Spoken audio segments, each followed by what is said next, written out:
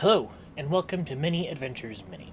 So, today I decided I wanted to try going back into my backlog of WizKids minis, and so I pulled out a Dragonborn Warrior.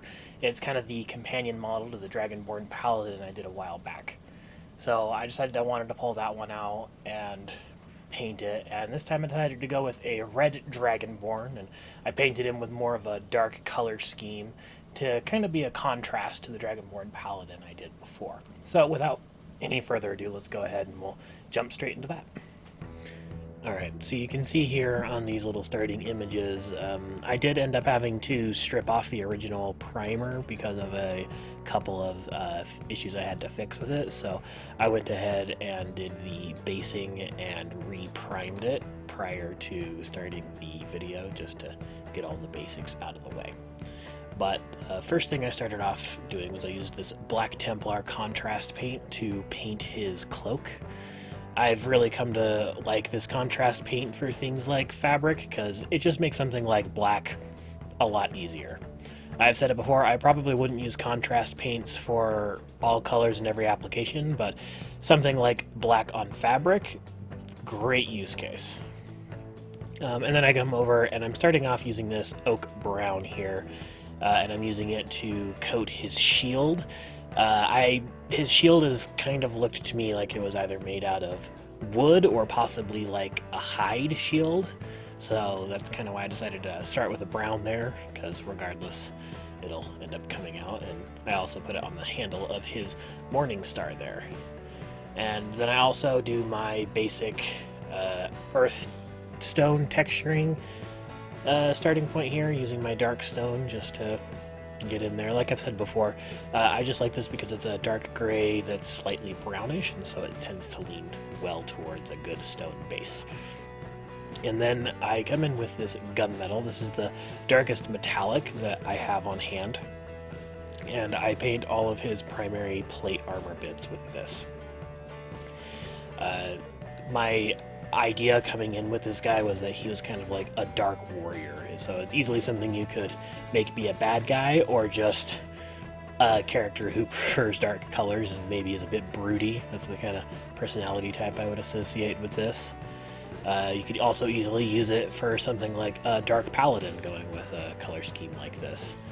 I had that in the back of my mind. This is the companion model that came along with the Dragonborn that I did before, so I was kind of trying to do a contrast with that one, so we'll see how that ends up turning out. I kind of think I do alright with that, though it's not necessarily exactly what I was originally going for, but I feel like I managed to get across the idea of what I wanted. So going through, and again I'm just hitting all the metal bits, but then I start off with a base of this dragon red that I use for his skin tone or scales, however you want to put it. And I just go around and hit all of these areas with that, getting his head. And I'm trying to make sure that I get nice thin coats and that I don't put anything on too thickly and obscure any details. I want to preserve as many details as I can with these guys, since I've started getting used to having much more detail to work with. But this isn't too bad here. I'm just going around getting all these. This is just the base coating steps, so everything's a bit rudimentary and there's not too much to talk about. It's pretty much just coloring in the lines at this point. You get a lot more interesting stuff out of it later. You just got to make sure you don't go on too thick and you don't obscure any details you don't want to. And then I'm using this desert yellow on his shirt because I wasn't sure what I wanted to do. I didn't want to do like a red shirt, but I wasn't sure what would be a good color. But I wanted to stick with something kind of warm, but I didn't want to be too bright because I was going for like a dark theme with this guy. So I decided with this dark yellow, and I'm going to try putting like a medium brown wash on it later, and it kind of comes out to like a yellowish brown shirt at the end, which might not have been the perfect choice, but worked out well enough. And here I'm just filling in a few details that I missed before, just trying to make sure I get everything colored in. so I don't have any primer showing as best as I can. Just going around touching up all the little areas, making sure, like I said, that I don't miss anything. I'm sorry if I'm repeating myself here. I'm trying to keep up with myself as I'm doing this. But I also take a little bit of that Dragon Red and I use it to break up the singular black area on this cape just by lining it in red. It's good for creating some visual interest. It's not always necessary. Sometimes you do just want a single colored cape, but I had done it with the other one, with the Dragonborn Paladin I did before, so I decided I would do it with this one as well.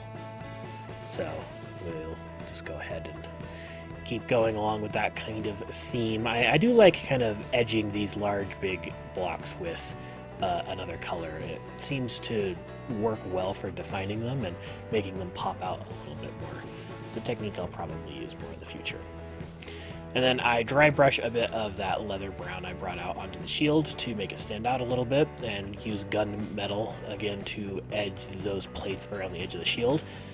And then I come in with a bit of my skeleton bone here and get the spikes coming off of the shield, because to me those definitely seem more like bone spikes than metal spikes. I thought it made more sense to me. Gives it a bit more of a barbarian aesthetic, but I still like the way that it looked. And then I go ahead and get his teeth and claws and whatnot.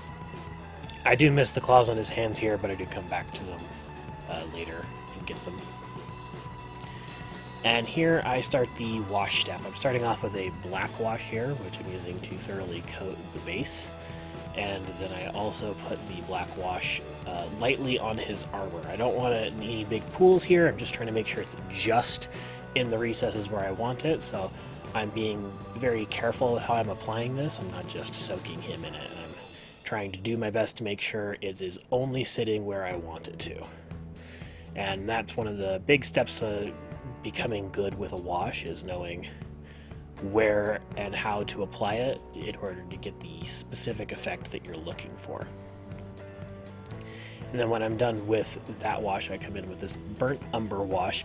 It's one of my favorite washes to use. It's a nice light brown, and it's good for like dirtying anything up or getting some light shadows into something, as long as it matches well with a warm color tone. So I also go ahead and I put it on his skin here, and I don't normally use wash on things like skin, but with this scaly guy I decided I could get away with it and decided to use it here.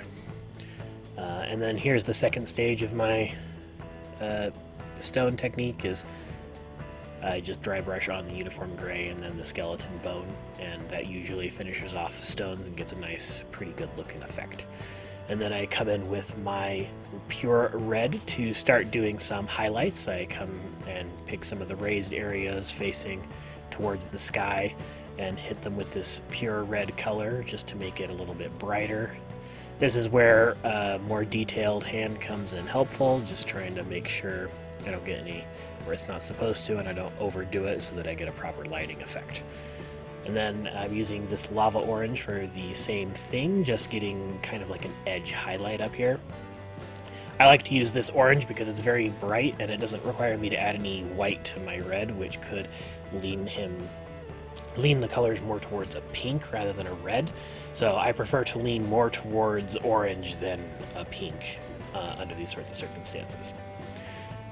But then I'm using this matte black here, and I'm using it to color in the eyes, and then a slightly smaller area I use the matte white on the black area, and this creates kind of a black outline around the eye, and then I just follow up with another dot for a pupil, making sure to lean it more towards the top end than the bottom, and that's the best way I've found to get eyes. But the slight black outline makes the eyes look bigger than they actually are.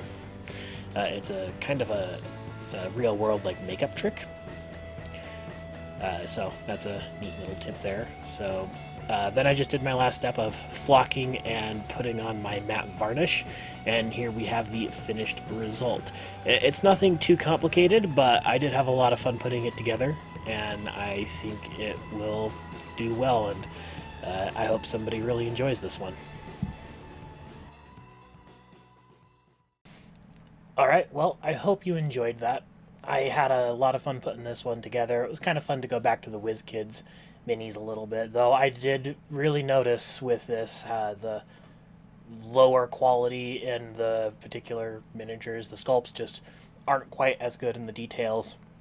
They're just a little bit lacking with these WizKids versus something I'm getting off of my 3D printer. And I never thought I'd see the day when I'd see something coming off of a 3D printer that had higher detail and quality level than what I would get from any sort of store. So that's really kind of exciting. And the technology has really come a long way since it first hit the markets and whatnot. So, without further ado, if you have anything to say, please leave it in the comment section down below. If you like the video, please give me a thumbs up. It's really helpful and helps me out a lot. If you want to see more of my videos, please subscribe and hit the bell icon so that you get notified whenever any of my videos get put up. And if you want to support me, please check out the links below to my Etsy store and my Patreon. This particular miniature is going to be going up on my Etsy store, so if anybody wants to pick it up, you can find it there down below. And with that, I hope to see everybody here again next week.